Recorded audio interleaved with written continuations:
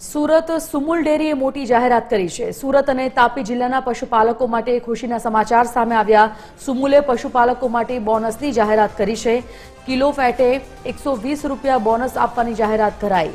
Surat Sumul chairman Mansingh પટેલે જાહેરાત કરી। પશુપાલકો માટે ધનવર્ષા થઈ। સુરત અને તાપી જિલ્લાના પશુપાલકોને 400 કરોડ રૂપિયા બોનસ મળશે।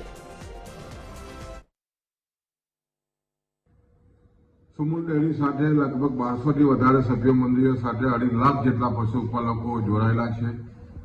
સુમુલે અહેવાલના વર્ષમાં કિલો ફેટે 120 રૂપિયા જેટલું ભાવફેર બોનસની જાહેરાત કરી છે।